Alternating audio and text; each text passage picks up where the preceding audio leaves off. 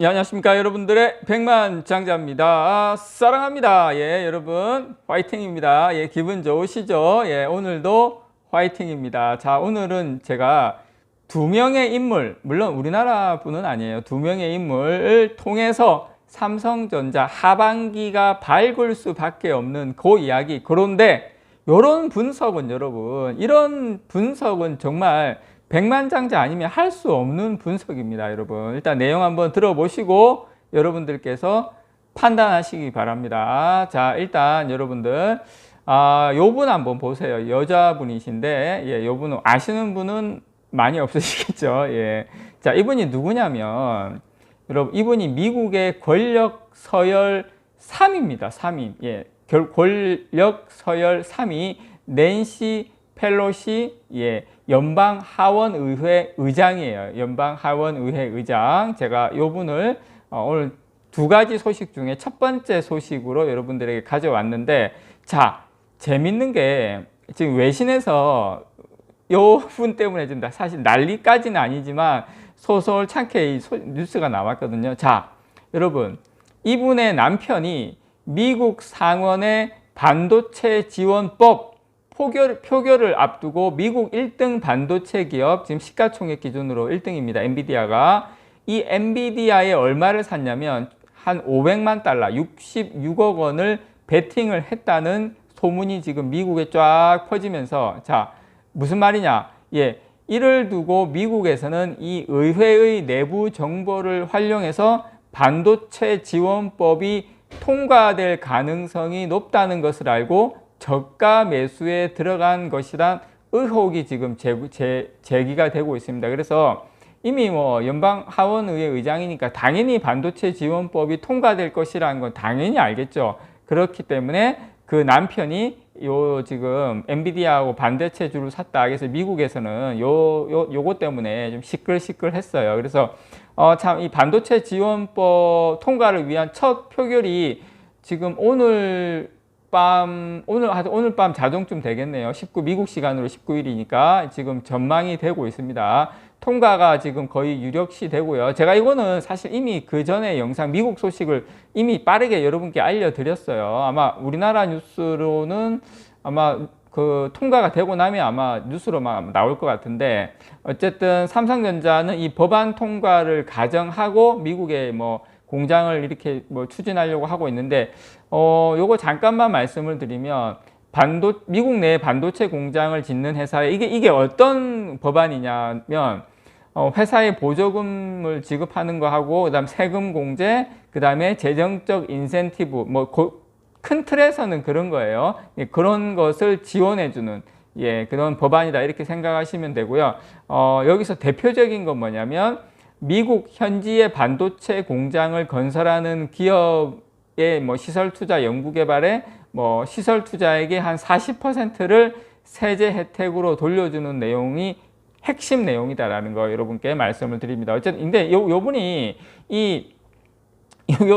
지금 이제 낸시 펠로시 연방 하원의 의장의 남편이 요 주식뿐만 아니라 다른 주식도 수익을 많이 받나 봐요. 요분이 이렇게 짭짤하게 수익을 많이 받는데, 요런 거를 미리 정보를 좀 미리 해가지고 좀 본 게 많다. 이렇게 좀 언론에서는 좀 나오고 있습니다. 이런 거 여러분께 아주 그냥 재미있게 여러분께 알려드렸습니다. 그만큼 예, 통과가 유력시 된다.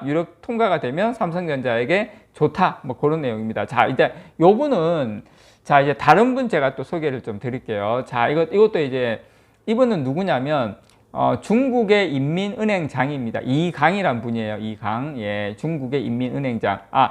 중앙은행인 그러니까 쉽게 말해서 한국은행장이라고 생각하시면 돼요. 제가 조금 더 쉽게 표현하면 한국은행장이라고 생각을 하시면 되는데, 자, 이분이 왜 삼성전자하고 중요하냐? 자, 이분이 무슨 이야기를 했냐면, 예, 어제 이야기를 하신 거예요. 자, 뭐 기자들의 질문에 경기 부양, 하반기에 중국의 경기 부양 의지는 확고하다. 걱정하지 마라. 예, 투자해라. 뭐 그런 이야기 뭐 했어요. 그렇게 하면서 어제 같은 경우에도 중국 증시가 많이 올랐습니다. 그래서 근데 이제 백만장자님, 중국 뭐 경기 부양하고 삼성전자하고 무슨 뭐 그렇게까지 뭐 이런 거 있어요? 뭐 미국의 어떤 뭐 반도체 지원법 이런 거는 확 느낌이 오는데 중국은 뭐 우리가 많이 수출하는 건 알겠는데 그게 막 이렇게 생각하실 수가 있는데 사실상 중국 시장의 회복은 국내 반도체 업계의 최고의 수혜입니다, 여러분. 중국이 좋을 때 삼성전자가 나빴던 적이 없어요. 그래서 참고로 한국의 대중국 최대 수출품이 뭔지 아십니까, 여러분? 메모리 반도체입니다. 메모리 반도체. 다른 게 아니라. 그래서 물론 중국 내 완제품의 자국 기업 비율도 압도적이지만 이 완제품에 들어가는 반도체의 경우 한국 의존도가 상당히 높다라는 거. 그리고 삼성전자하고 하이닉스 전체 매출에 여러분 전체 매출의 30% 가량이 중국 몫인데 사실상 더 됩니다. 왜냐하면 홍콩으로 우회해서 들어가는 것도 있기 때문에. 그래서 사실상 중국 경기가 전체를 좌우한다. 자, 여기서 제가 이것만 이야기하면 다 아는 이야기, 뭐 두루뭉술한 이야기 아니겠습니까? 자, 그런데 우리가 알아야 될 게 뭐냐면 지금 이 데이터 센터 투자 증가 역시 지금 상당히 기대를 모으는 대목인데요. 자, 중국이 경기 부양을 하는데 특히 중국이 최근에 본격적으로 추진 중인 이 동수서산 이 프로젝트가 상당히 주목받고 있습니다. 하반기에. 그래서 이 프로젝트는 동부 지역의 데이터를 서부 지역에서 처리하겠다는 중국의 디지털 인프라 건설 계획입니다. 그래서 이 프로젝트에 따라서 10개의 국가 데이터 센터를 구축할 예정인데 이 센터 구축에는 여러분도 아시는 것처럼 데이터 사용 및 처리 기반인 메모리 반도체가 엄청나게 쓰입니다. 자, 여기까지 하면 그래 많이 쓰이는 거 알지. 근데 여러분 아셔야 될 게 자, 메모리 반도체를 엄청나게 들어가는 데이터 센터가 엄청나게 지금 센터를 구축을 하지 않습니까? 자, 이 데이터 센터가 한번 구축이 되면 여기에 들어가는 메모리 반도체가 10년, 20년 쓸 수 있습니까? 여러분 안 됩니다. 3년이에요. 3년. 3년에서 한 4년이면 또 교체를 해줘야 됩니다. 안 그러면 다운돼요. 난리 나요. 자, 그러면 여러분 데이터 센터가 한번 짓고 나면 계속 증설합니다. 왜냐? 서버 증설할 수밖에 없죠. 왜냐? 데이터가 계속 늘어나니까. 자, 그걸 계속 3년, 4년마다 또 교체해 줘야 된다. 안 그래도 미국의 빅테크 기업들 상당히 많이 지금 교체 수요하고 지금 반도체가 2분기에 상당히 좋았던 핵심은 뭡니까? 서버거든요. 그런데 하반기에 중국이 이 데이터 센터를 동수서산 프로젝트로 한다. 그러면 서부 지역에도 많은 메모리 반도체가 들어간다. 이게 포인트입니다. 자, 그러면 여러분 다들 아시는 것처럼 지금 우리가 하반기 8월 달에 미국에서 야 빨리 결정 지어 빨리 이야기해 줘 한 게 뭡니까? 치포 동맹 아닙니까? 치포 동맹. 저는 100% 한국이 거절하기 어려울 거라고 생각을 합니다. 자, 그런데 여러분 중국이 한국 메모리 반도체를 안 받을 수가 있습니까?